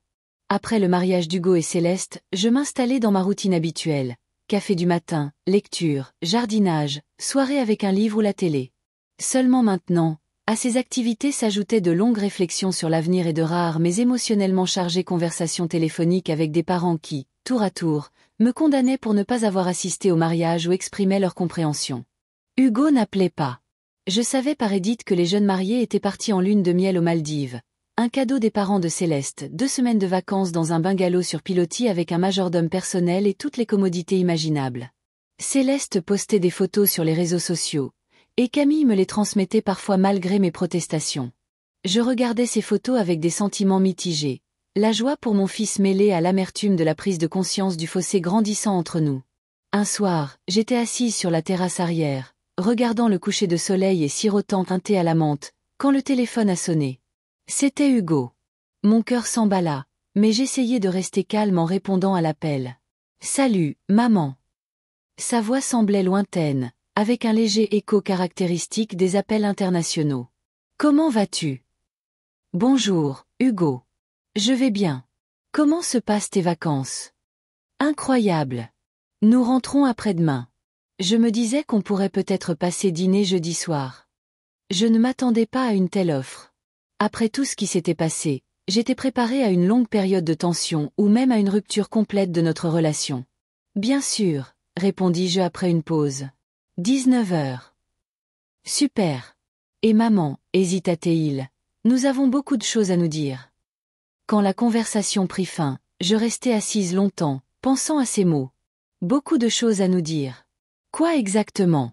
Mon absence au mariage, ma relation avec Béatrice Lafontaine, ou était-ce juste une façon de dire que nous devions travailler sur notre relation? Le jeudi, je passai toute la journée à préparer leur arrivée. Je fis un rôti de bœuf, le plat préféré d'Hugo depuis son enfance, une tarte aux pommes, et je mis la table dans le salon avec la porcelaine que je n'utilisais que pour les grandes occasions. J'achetai même un bouquet de fleurs fraîches, des lys blancs et des delphiniums bleus, qui étaient magnifiques dans un vieux vase en cristal hérité de ma mère. À 19 heures précises, on sonna à la porte. Hugo et Céleste se tenaient sur le seuil, tous deux bronzés et reposés. Hugo tenait une bouteille de vin, et Céleste une petite boîte emballée dans du papier cadeau. Maman, Hugo me serra dans ses bras, et je sentis la tension des dernières semaines s'apaiser un peu. Tu as l'air en forme. Merci, mon chéri. Je me tournai vers Céleste. Bienvenue, Céleste. Bonjour, Solange. Elle sourit et me tendit la boîte. C'est pour vous, des Maldives. À l'intérieur se trouvait une magnifique boîte en bois exotique incrustée de nacre. Je les remerciai sincèrement et les invitai à table. Le dîner commença dans une atmosphère de retenue polie. Nous échangeâmes des banalités sur le temps, leur vol et comment s'était passée leur lune de miel. Céleste montra des photos sur son téléphone, des plages sans fin, des couchers de soleil, des récifs coralliens. Je hochais la tête et souriais, posais des questions, mais je sentais que nous évitions tous le sujet principal. Finalement, quand je servis le café et le gâteau, Hugo s'éclaircit la gorge et me regarda sérieusement. « Maman, il faut qu'on parle de ce qui s'est passé. » Je hochai la tête, prête pour cette conversation. « Bien sûr, Hugo. Ton absence au mariage, tout le monde l'a remarqué. J'ai dû expliquer aux gens pourquoi ma mère n'était pas là un jour aussi important. C'était désagréable. » J'écoutais en silence, comprenant ses sentiments mais pas prête à m'excuser pour ma décision. « Je comprends que tu aies été blessée par la note de Béatrice, » continua-t-il. « Mais il y avait une autre façon de gérer ça. Tu n'étais pas obligée d'en faire tout un drame. » Tout un drame. Je sentis la vieille blessure remonter en moi. « Hugo, on m'a demandé en termes clairs de ne pas venir à ton mariage. »« Pas exactement, » intervint Céleste, sa voix douce mais ferme. Ma mère a bien écrit cette note malheureuse, et je le regrette sincèrement. Mais après notre conversation, elle a envoyé une nouvelle invitation. Que je n'ai pas reçue, fis-je remarquer. Parce que tu avais déjà pris ta décision, dit Hugo. Tu as décidé de ne pas venir et tu ne nous as même pas donné une chance de réparer les choses. Je pris une profonde inspiration, essayant de rester calme. J'ai pris la décision que je pensais juste dans cette situation. Et il ne s'agit pas seulement de la note, Hugo. Il s'agit de la façon dont tu as réagi à tout ça. Tu m'as conseillé de ne pas en faire un drame au lieu de prendre mon parti. Hugo parut sincèrement surpris. J'essayais de trouver un compromis. Qu'est-ce que j'étais censé faire? Annuler le mariage à cause d'une note? Non, bien sûr que non. Mais tu aurais pu faire comprendre à Béatrice que son comportement était inacceptable, que je suis ta mère, et que si je ne cadre pas dans leur événement, alors peut-être qu'il devrait reconsidérer le format de l'événement. Il y eut une pause tendue. Céleste fixait sa tasse, visiblement mal à l'aise. Hugo se frotta le front comme il le faisait toujours quand il était contrarié. D'accord, dit-il finalement. J'aurais peut-être pu gérer ça différemment, mais ce qui est fait est fait. Le mariage est passé. Céleste et moi sommes mariés, et maintenant nous devons aller de l'avant. Je hochai la tête, ressentant un certain soulagement face à son aveu. Je suis d'accord, et je suis contente que vous soyez venu aujourd'hui. C'est un pas important. Oui, mais il y a autre chose. Hugo échangea un regard avec Céleste, et je remarquai qu'elle hochait légèrement la tête, comme pour lui donner la permission de continuer. Maman, avant le mariage, tu as dit que tu avais des économies que tu mettais de côté depuis des années. Tu as laissé entendre que tu voulais nous faire un cadeau spécial. J'attendais cette conversation, mais je sentis quand même mon cœur s'accélérer. Oui, j'avais ces projets, répondis-je prudemment. Céleste et moi, nous comptions sur cet argent, continua Hugo. Nous avons déjà versé l'acompte pour la maison que nous voulons acheter. Nous comptions sur ton cadeau pour nous aider avec le reste de l'apport. Je sentis le sang quitter mon visage. Ils n'espéraient pas seulement mon cadeau. Ils avaient déjà dépensé l'argent avant même de le recevoir. Hugo, je suis désolé, mais j'ai pris une autre décision, dis-je en essayant de garder ma voix stable. J'ai décidé d'utiliser l'argent pour réparer la maison et peut-être faire un petit voyage pour moi. Le visage d'Hugo changea. La surprise fit place à la confusion, puis à la prise de conscience, et enfin à la colère. Quoi? Tu ne peux pas juste changer d'avis. Nous comptions sur cet argent. Je n'ai fait aucune promesse, Hugo, dis-je, ma voix restant calme, même si je tremblais intérieurement. C'étaient mes projets, dont je ne t'avais même pas parlé. Mais tu l'as laissé entendre. Tu as dit que tu avais des économies que tu voulais nous donner. Il haussa le ton. Hugo, s'il te plaît. Céleste posa sa main sur son épaule, mais il la repoussa. Non, Céleste. C'est important. Maman, tu te rends compte que nous avons déjà versé un acompte? Que nous comptions sur ton aide. De l'argent que tu as mis de côté pour moi. Ma voix était plus forte maintenant, aussi. De l'argent que j'ai économisé pendant des années, en me privant de tout. De l'argent que je prévois de dépenser pour réparer le toit, qui fuit chaque printemps, et pour un nouveau système de chauffage parce que la maison est froide en hiver. Et oui, j'allais te le donner avant de recevoir l'invitation avec une note disant que je ne cadrais pas à ton événement. Donc, c'est de la vengeance. Hugo me regarda avec méfiance. Tu n'es pas venu au mariage et maintenant tu refuses de nous aider avec la maison parce que tu es vexé par une stupide note. Ce n'est pas de la vengeance, Hugo, essayai-je de dire calmement. C'est une décision que j'ai prise en fonction de la façon dont tu me traites. Si je ne suis pas assez bien pour assister à ton mariage, pourquoi mon argent serait-il assez bien pour ta maison? Un lourd silence plana dans la pièce. Céleste avait l'air gêné, Hugo en colère et confus à la fois. Maman, tu as tout faux, dit-il finalement. Personne ne pense que tu n'es pas assez bien. Béatrice est juste. Elle est de la vieille école. Elle est habituée à un certain type de personne. Ça ne veut pas dire que Céleste et moi partageons ses opinions. Mais vous les acceptez. Je secouai la tête. Tu laisses ta belle-mère décider qui est digne d'assister à ton mariage et qui ne l'est pas. Et maintenant, tu es surpris que je prenne des décisions concernant mon propre argent. C'est complètement différent. Hugo frappa du poing sur la table, faisant sursauter les tasses. Un mariage, c'est un jour. Une maison, c'est notre avenir. L'avenir de tes petits-enfants potentiels. Hugo, s'il te plaît. Céleste intervint à nouveau, cette fois avec plus d'insistance. Ne commençons pas. Non, Céleste. Je veux clarifier ça. Il se tourna vers moi. Maman, tu as toujours dit que mon bonheur était la chose la plus importante pour toi, que tu ferais n'importe quoi pour moi. Et maintenant, quand j'ai vraiment besoin de ton aide, tu me la refuses à cause d'une rancune. Ces mots me frappèrent plus durement que prévu. J'avais sacrifié toute ma vie pour Hugo. Et maintenant, il utilisait cela contre moi. J'ai tout sacrifié pour toi, Hugo, dis-je doucement. Ma jeunesse, mes rêves, la chance de construire une nouvelle famille après la mort de ton père. J'ai travaillé à 2 endroits pour que tu puisses faire des études. J'ai économisé chaque euro supplémentaire pour que tu puisses avoir une vie meilleure que la mienne. Et je ne l'ai jamais regretté. Mais maintenant, je pris une profonde inspiration. Maintenant, je vois que tu prends tous ces sacrifices pour acquis. Que attends-tu de moi? Que je continue à me sacrifier même quand tu laisses les autres m'humilier. Personne ne t'a humilié, s'exclama Hugo. C'était juste une stupide note. Il ne s'agit pas de la note, Hugo. Je secouai la tête. Il s'agit de la façon dont tu as réagi. De la façon dont tu ne m'as pas défendu. De la façon dont tu penses que c'est normal de me demander de l'argent après tout ça. Je ne te demande pas d'argent. Sa voix tremblait de colère. Je te rappelle que tu allais me le donner. Et j'ai changé d'avis, dis-je fermement. C'est mon droit. Hugo se leva de table si brusquement que la chaise faillit basculer. Tu sais quoi, maman? J'ai toujours pensé que tu étais la personne la plus altruiste que je connaissais, que mon bonheur était la chose la plus importante pour toi. Mais maintenant, je vois que ce n'est pas vrai. Tu es juste. Il fit une pause, cherchant les mots justes. Tu es juste une femme égoïste qui ne peut pas laisser tomber de vieilles rancunes pour le bonheur de son propre fils. Ces mots me frappèrent comme une gifle. Je sentis les larmes monter à mes yeux, mais je les retins. Si être égoïste signifie me respecter et respecter mes décisions, alors oui, Hugo, je suis égoïste, dis-je calmement. Et je pense qu'il est temps pour vous de partir.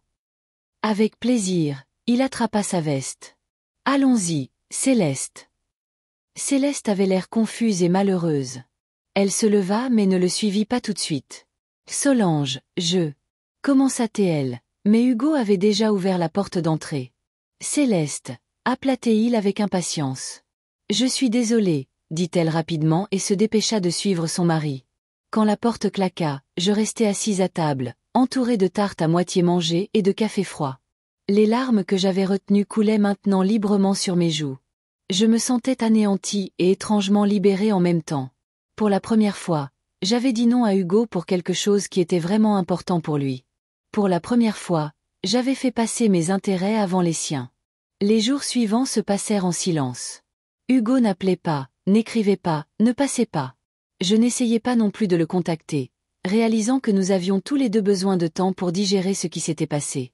Mais si je pensais que c'était la fin de l'histoire, je me trompais lourdement. Une semaine après notre dispute, Edith m'appela. « Solange, qu'as-tu fait » commença-t-elle sans me saluer. « Hugo a appelé hier et m'a parlé de votre dispute. Il est furieux. »« Bonjour, Edith, » répondis-je calmement. « Oui, Hugo et moi avons eu un désaccord. »« Un désaccord ? Il dit que tu as refusé de lui donner l'argent que tu avais promis pour leur maison. Ils ont déjà versé un acompte en comptant sur ton aide. » « Je ne leur ai jamais promis cet argent, Edith, dis-je. J'y ai pensé, mais après tout ce qui s'est passé avec l'invitation et le mariage, j'ai décidé de l'utiliser pour réparer ma propre maison. Solange, c'est mesquin. Edith a toujours été directe au point d'être impolie. Tu punis ton fils pour l'erreur de sa belle-mère. Je ne punis personne, Edith. Je prends des décisions concernant mon propre argent. Mais ils ont déjà versé l'acompte. Ils ont besoin de cet argent. Céleste a des parents riches, fis-je remarquer. Je suis sûre qu'ils aideront un jeune couple. Tu sais, Hugo a toujours été fier. Il ne veut pas leur demander. Alors peut-être qu'il n'aurait pas dû compter sur de l'argent qu'il n'avait pas encore reçu, répondis-je. Edith soupira si fort que je pus l'entendre à travers le téléphone. Solange, tu dois te réconcilier avec lui. C'est ton fils. Je sais, Edith, et je l'aime. Mais cette fois, je ne reculerai pas. Après ma conversation avec Edith, d'autres appels de parents suivirent. Ma cousine Marthe pensait que je devrais pardonner à Hugo et lui donner l'argent. Mon neveu Jérémy proposa de servir de médiateur. Même ma vieille collègue Olivia appela pour dire qu'à son avis, la famille était plus importante que la fierté. Ils disaient tous la même chose. C'est ton fils. Tu dois céder. Mais plus j'y pensais, plus je devenais déterminée. J'avais cédé toute ma vie. J'avais toujours fait passer les besoins d'Hugo avant les miens. Et voici le résultat. Un fils qui tenait mes sacrifices pour acquis.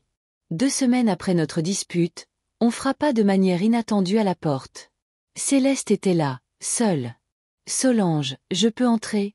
demanda-t-elle. « J'aimerais parler. » Je la laissai entrer, un peu surprise par sa visite. Nous nous assîmes dans le salon et je lui proposai du thé, qu'elle refusa poliment. « Hugo sait que tu es là ?» demandai-je. « Non », secoua-t-elle la tête. « Il est au travail et je préférerais qu'il ne soit pas encore au courant de ma visite. » Je hochai la tête, attendant qu'elle continue. « Solange, je suis venue m'excuser », commença Céleste. « Pour ma mère, pour la façon dont nous nous sommes tous comportés, et surtout pour la façon dont Hugo a réagi à votre conversation sur l'argent. » J'écoutais en silence, ne m'attendant pas à ce tournant. « Nous n'aurions pas dû compter sur votre argent sans une promesse directe, » continua-t-elle. C'était mal, et la réaction d'Hugo était injuste. « Merci de dire ça, Céleste, dis-je sincèrement. Ça compte beaucoup pour moi. Je veux que vous sachiez, dit-elle en me regardant droit dans les yeux, que je n'ai jamais partagé l'opinion de ma mère sur vous. J'ai toujours pensé que vous étiez une femme extraordinaire qui a élevé un fils merveilleux. Et je suis vraiment désolée que la stupidité de ma mère et la fierté d'Hugo aient causé cette rupture. » Je sentis la tension que je portais en moi toutes ces semaines commencer à s'apaiser. « Hugo est très têtu, » continua Céleste avec un léger sourire. « Mais il vous aime et il souffre de cette querelle même s'il ne l'admettra pas. Moi aussi, je souffre, admis-je. Mais cette fois, je ne peux pas simplement céder, Céleste. Pas après tout ce qui s'est passé. » Je comprends, hocha-t-elle la tête. Et je ne vous demande pas de céder. Je voulais juste que vous sachiez que je suis de votre côté et que j'essaierai d'aider Hugo à comprendre votre position. Quand Céleste partit, je restai assise en silence pendant un long moment, pensant à notre conversation. Peut-être que tout n'était pas perdu. Peut-être qu'avec le temps et l'aide de Céleste, Hugo comprendrait pourquoi il était si important pour moi de défendre ma dignité. Le lendemain, Camille m'appela. « Tati Solange, j'ai entendu parler de ta dispute avec Hugo, » dit-elle sans préambule. « Tu veux en parler ?» Les nouvelles vont vite, remarquai-je avec un sourire amer. Ma mère a parlé à Edith et Edith. Eh bien, tu connais Edith. Oui, ma sœur n'a jamais été douée pour garder les secrets. Alors, que s'est-il passé? Demanda Camille. Je lui racontai toute l'histoire de l'argent, la réaction d'Hugo, ses paroles. Tu sais, Tati Solange, dit Camille quand j'eus fini, je suis fière de toi. Tu as fait ce qu'il fallait. Tu penses? Je ne pouvais cacher ma surprise. Tous les autres pensent que je devrais céder parce que c'est mon fils. C'est exactement pour ça que tu ne devrais pas céder, dit fermement Camille. Quelle leçon lui donneras-tu si tu fais à nouveau passer ses désirs avant ta dignité? Que c'est normal de laisser les gens t'humilier et ensuite te réclamer de l'argent. J'étais sans voix, frappée par la sagesse de cette jeune femme. Un jour, Hugo réalisera que tu lui as rendu service en refusant de céder à son égoïsme, continua Camille. Et s'il ne le fait pas, eh bien, c'est son choix. Mais tu ne devrais pas te blâmer d'avoir enfin pensé à toi en premier. Après avoir parlé à Camille, je ressentis une vague de force et de confiance. Oui, ma décision avait provoqué une rupture avec mon fils. Oui, ça faisait mal. Mais c'était la bonne décision, non seulement pour moi, mais finalement aussi pour Hugo. Parfois, la leçon la plus importante qu'une mère puisse enseigner à son enfant est une leçon sur les limites et le respect de soi. Je ne savais pas combien de temps il faudrait à Hugo pour comprendre et accepter ma position. Peut-être des semaines, peut-être des mois, peut-être jamais. Mais pour la première fois depuis longtemps, j'avais l'impression d'avoir fait un choix entièrement pour moi, et j'étais prête à assumer les conséquences, aussi difficiles soient-elles. L'hiver à Lille était toujours long et rude, mais celui-ci semblait particulièrement interminable. La neige était tombée début novembre et n'avait fondu qu'en avril, transformant la ville en un désert blanc sans fin. Maintenant que mai avait enfin apporté la première vraie chaleur, j'étais assise sur un banc au parc de la Citadelle et je regardais les jeunes familles promener leurs chiens et faire du vélo avec leurs enfants. 5 mois s'étaient écoulés depuis la nuit où Hugo et moi nous étions disputés à propos de l'argent. 5 mois de silence quasi complet, rompus seulement par des messages formels occasionnels pour les fêtes. Mais aujourd'hui, tout devait changer. Hugo avait accepté de me rencontrer ici, dans le parc, en terrain neutre, comme il l'avait dit dans son message. J'arrivais 20 minutes en avance pour rassembler mes esprits. Beaucoup de choses avaient changé dans ma vie au cours des derniers mois, et je n'étais pas sûr qu'Hugo soit prêt à accepter ces changements. Je l'aperçus de loin, une grande silhouette dans un manteau bleu qui marchait sur le sentier. Il était seul, sans Céleste, et avait l'air un peu tendu. Je lui fis signe, et il accéléra le pas. « Salut, maman », dit-il en s'approchant du banc. « Bonjour, Hugo », dis-je en tapotant le siège à côté de moi. « Assieds-toi. » Il s'assit, laissant un espace notable entre nous. « Tu as l'air en forme », dit-il après une pause. C'était vrai. Au cours des derniers mois, j'avais changé non seulement à l'intérieur mais aussi à l'extérieur. Mes cheveux gris, que j'avais toujours portés en un chignon strict, étaient maintenant coupés en un carré élégant. J'avais perdu du poids grâce à la natation régulière, et je portais des vêtements plus vifs. Aujourd'hui, j'avais un manteau turquoise au lieu de mon habituel bleu marine ou gris. « Merci. Toi aussi, tu as l'air bien », répondis-je. Et c'était vrai aussi. Bien que je remarquais les ombres sous ses yeux et la légère pâleur qui vient des longues heures au bureau. Nous restâmes assis en silence, à regarder les passants. La gêne entre nous était presque palpable. « Comment va Céleste ?» demandai-je finalement. « Bien », hocha-t-il la tête. « Occupée au travail.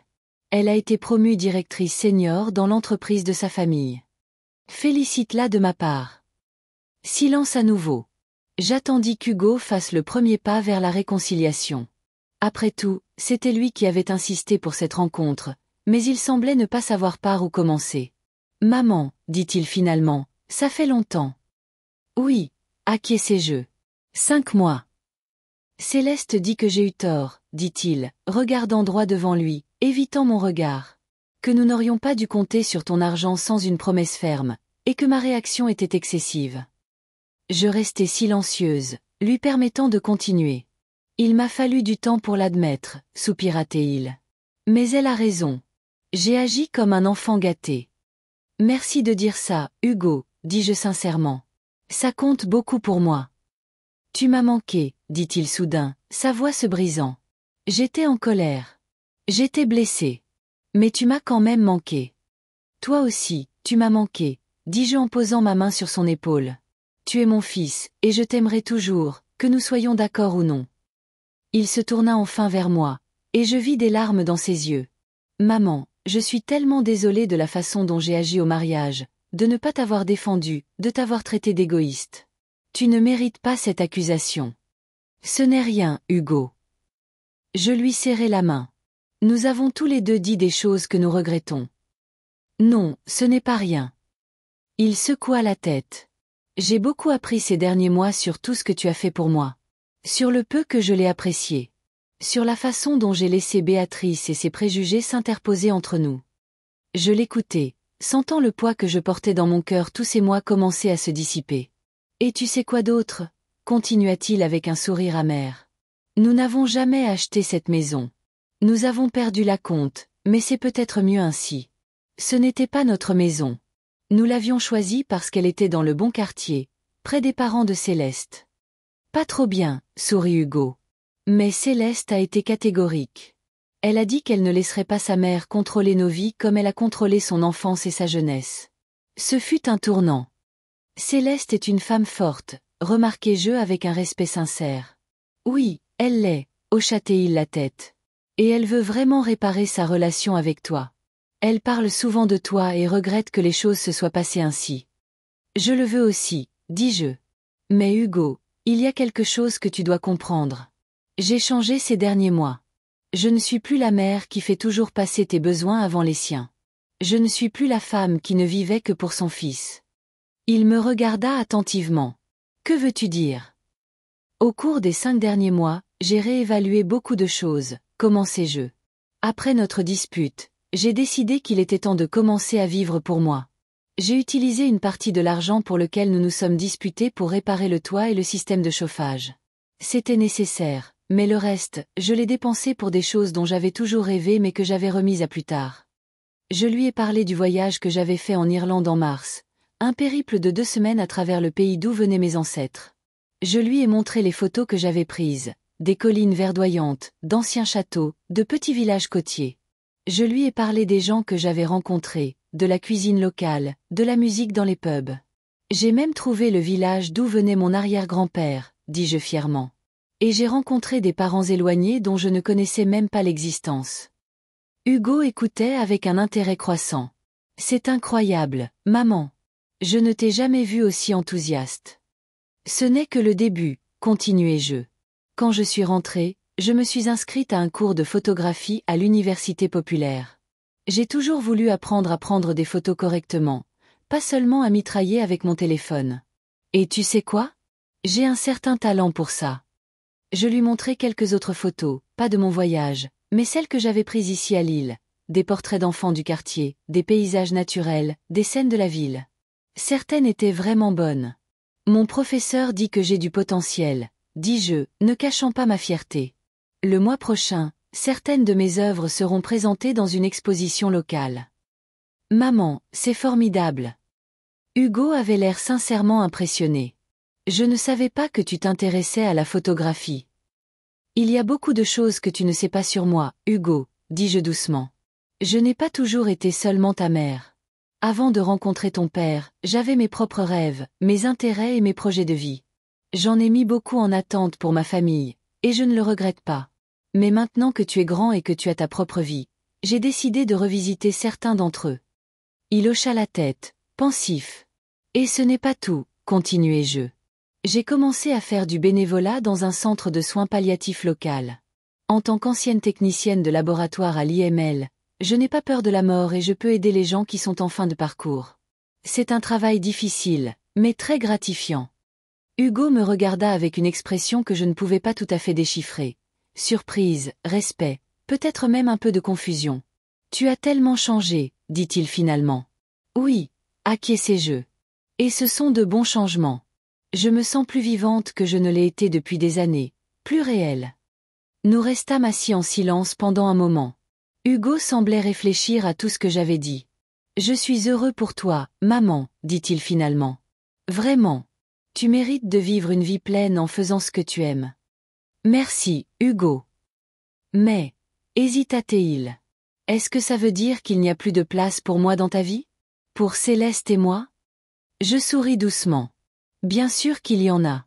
Ce sera juste une relation différente maintenant. Pas mère et enfant, mais 2 adultes qui respectent les limites et l'espace de l'autre. Je t'aimerai toujours, Hugo, et je serai toujours là si tu as besoin de mon aide ou de mes conseils. Mais je ne me sacrifierai plus, ni mes intérêts, ni ma dignité, pour ton confort. Il hocha lentement la tête. C'est juste. Et pour être honnête, c'est exactement le genre de relation dont j'ai besoin en ce moment. Je veux que tu sois fier de moi, non pas parce que je suis ton fils, mais parce que je suis devenue une personne respectable. Je suis déjà fier de toi, dis-je sincèrement. Surtout maintenant que tu as trouvé la force d'admettre tes erreurs et d'essayer de réparer les choses. Nous parlâmes encore environ 1 heure de son travail, de mes nouveaux passe-temps et de nos projets d'avenir. À un moment donné, Hugo suggéra que nous organisions un dîner de famille le week-end suivant. Lui, Céleste et moi. On pourrait cuisiner quelque chose ensemble, suggéra-t-il. Céleste maîtrise depuis peu la cuisine italienne et veut montrer ses talents. J'adorerais, acquiesçai-je, mais à une condition. Laquelle? Pas de Béatrice Lafontaine, dis-je fermement. Je suis prête à reconstruire progressivement ma relation avec elle, mais pas tout de suite. D'abord, nous devons travailler sur notre relation. Hugo sourit. Ne t'inquiète pas, Céleste n'est pas non plus en meilleurs termes avec sa mère. Après que nous avons renoncé à la maison dans leur quartier, Béatrice l'a accusée d'être ingrate. Elle ne se parle que lorsque c'est nécessaire. C'est dommage, dis-je. Et je le pensais. Malgré tout ce qui s'était passé, je ne voulais pas que la relation de Céleste avec sa mère soit ruinée. J'espère qu'elles pourront trouver un terrain d'entente à terme. Je l'espère aussi, dit Hugo. Mais, tu sais, parfois les gens ont besoin de temps pour réaliser à quel point ils comptent les uns pour les autres. Il m'a fallu 5 mois et la perte d'un acompte de 30 000 € pour réaliser à quel point tu comptes pour moi. Je ris. C'est une leçon coûteuse. Mais qui en valait la peine, dit-il sérieusement. Quand nous nous sommes dit au revoir, Hugo m'a serré fort dans ses bras, le premier câlin qu'il me faisait depuis des mois. Je t'aime, maman, dit-il. Et je respecte ton choix de vivre comme tu l'entends. Je t'aime aussi, Hugo, répondis-je. Et je serai toujours là pour toi quand tu auras besoin de moi. Seulement, maintenant, ce sera à mes conditions. Sur le chemin du retour, je pensais à notre conversation et aux changements qui s'étaient produits dans ma vie au cours des derniers mois. Après ma dispute avec Hugo, je me suis sentie vraiment libre pour la première fois. Libre des attentes, des obligations, de toujours faire passer ses besoins avant les miens. C'était un sentiment étrange, un peu effrayant, mais en même temps incroyablement libérateur. J'ai commencé petit. Je me suis inscrite à un cours de photographie dont je rêvais depuis longtemps. Puis est venu un voyage en Irlande. Le premier voyage sérieux que j'ai jamais fait seul. J'avais peur, mais ma peur s'est dissipée dès mon arrivée, entourée de collines verdoyantes et de gens sympathiques, dont beaucoup avaient mon âge et voyageaient aussi seuls. J'ai commencé à travailler au centre de soins palliatifs par hasard. Une des patientes que j'ai rencontrées pendant mon cours de photographie m'a demandé de prendre ses derniers portraits pour sa famille. J'ai accepté, et ce fut une expérience si importante et émouvante que j'ai décidé de continuer. Maintenant, j'y passe 2 jours par semaine à parler aux patients, à les aider à écrire des lettres à leurs proches, parfois simplement à leur tenir la main quand ils ont peur. Toutes ces nouvelles activités et connaissances ont comblé le vide qui s'était formé après ma rupture avec Hugo. Mais il ne s'agissait pas seulement de combler le temps. J'apprenais enfin à me connaître. Pas en tant que mère d'Hugo, pas en tant que veuve de Noé, mais en tant que Solange Moreau, une femme avec ses propres intérêts, rêves et talents. Et maintenant qu'Hugo était de retour dans ma vie, j'avais peur de perdre cette liberté et cette identité retrouvée, de recommencer à vivre sa vie au lieu de la mienne. Mais notre conversation dans le parc m'a donné l'espoir que cela n'arriverait pas. Que nous pourrions construire une nouvelle relation, plus saine, basée sur le respect mutuel, et non sur le sacrifice de ma part et l'attente de sacrifice de la sienne. À la maison, un autre projet m'attendait. Je travaillais sur une série de photographies pour une exposition. Le thème était le vieillissement invisible. Des portraits de personnes âgées faisant des choses habituellement associées à la jeunesse. Skateboard, musique rock, art contemporain. J'ai photographié des gens extraordinaires. Un tatoueur de 70 ans, un skateur de 83 ans, un DJ de 90 ans. Tous refusaient de suivre les stéréotypes sur la façon dont les personnes âgées devraient se comporter et vivaient plutôt comme ils l'entendaient. En travaillant sur les photos, j'ai pensé au temps que j'avais passé à suivre les attentes de la société. Pour moi, comme pour beaucoup de femmes de ma génération, être une bonne mère signifiait un sacrifice de soi complet. Mes propres désirs et besoins passaient toujours au second plan, et je me suis tellement habituée à ce rôle que j'ai continué à le jouer même après qu'Hugo ait grandi et que ce ne soit plus nécessaire. Il a fallu un conflit pour que je le réalise enfin. Il a fallu la douleur du rejet et de l'humiliation pour que je trouve la force de dire non et de commencer à vivre pour moi. Et bien que je ne voudrais pas revivre cette expérience douloureuse avec l'invitation et la dispute, j'étais reconnaissante de la leçon qu'elle m'avait apprise. Ce soir-là, Camille m'appela. « Comment s'est passée ta rencontre avec Hugo ?» demanda-t-elle sans préambule. « Étonnamment bien, répondis-je. Nous avons parlé, il s'est excusé, et nous avons convenu d'un dîner de famille la semaine prochaine. Et tu es prête à lui pardonner comme ça ? Pas tout à fait, souris-je, bien qu'elle ne puisse pas le voir. Je suis prête à recommencer, mais à de nouvelles conditions. Je lui ai expliqué que j'ai changé, que je ne me sacrifierai plus pour son confort. Et tu sais quoi ? Il l'a accepté. Il a même dit qu'il était fier de moi. Waouh ! Camille semblait impressionnée. Donc, 5 mois de silence lui ont fait du bien. Ça nous a fait du bien à tous les deux, remarquai-je. Je ne suis pas sûre que j'aurais pu changer autant si nous nous étions réconciliés tout de suite.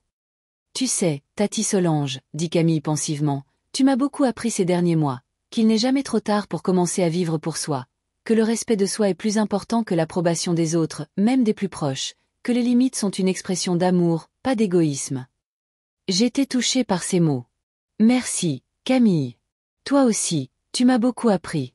Par exemple, qu'il faut parfois savoir dire non, même quand tout le monde autour de vous vous dit de dire oui. Après ma conversation avec Camille, je suis sortie sur la terrasse arrière. La soirée était chaude, l'air empli du parfum des lilas en fleurs du jardin voisin. Je me suis assise en sirotant mon thé et en regardant les derniers rayons du soleil peindre le ciel de nuances de rose et d'or. J'ai pensé à quel point la vie était étrange. Il y a à peine 6 mois, je me sentais humiliée et rejetée en recevant cette invitation avec la note. J'étais prête à donner toutes mes économies à Hugo et Céleste juste pour les rendre heureux. Je faisais passer leurs désirs avant mes propres besoins, avant ma dignité. Et maintenant je suis assise ici, sur la même terrasse, mais je me sens comme une personne complètement différente. Une personne qui connaît sa valeur, qui n'a pas peur de fixer des limites, qui comprend que l'amour ne devrait pas exiger l'autodestruction. Et le plus étonnant, c'est qu'Hugo semble l'avoir compris aussi. Il a vu en moi non seulement une mère qui ferait n'importe quoi pour lui, mais aussi une personne avec ses propres désirs et droits. C'était un sentiment nouveau, et je l'appréciais. Bien sûr, nous avions encore un long chemin à parcourir. Une seule conversation ne suffit pas à changer complètement un schéma relationnel qui s'est formé pendant des décennies. Il y aura des erreurs, des malentendus, peut-être même de nouveaux conflits. Mais maintenant, nous avions une base sur laquelle construire une nouvelle relation, plus saine. Et qui sait, peut-être qu'avec le temps, je pourrai réparer ma relation avec Béatrice Lafontaine. Pas pour Hugo ou Céleste, mais pour moi-même, pour prouver que je peux surmonter le ressentiment et m'élever au-dessus. Pour montrer que je suis assez forte pour pardonner, mais assez sage pour ne pas oublier. Pour l'instant, j'avais ma photographie, mes voyages, mon travail au centre de soins palliatifs et mes nouveaux amis. J'avais une vie pleine et riche que je m'étais construite par mes propres décisions et choix. Et c'était peut-être la plus grande réussite de mes 67 ans. Le soleil avait finalement disparu sous l'horizon, et je suis rentrée dans la maison. Sur la table se trouvait la boîte même qu'Hugo et Céleste m'avaient rapportée des Maldives. Je l'ai ouverte et y ai placé plusieurs photographies que j'avais prises en Irlande. Mes propres trésors, mes propres souvenirs, un symbole de la nouvelle vie que je commençais à construire. Et pour la première fois depuis longtemps, j'étais vraiment reconnaissante pour tout ce qui s'était passé, pour la douleur qui avait mené à la croissance, pour le conflit qui avait mené à la clarté, pour la perte qui avait mené à me retrouver moi-même. Je n'étais plus seulement la mère d'Hugo ou la veuve de Noé.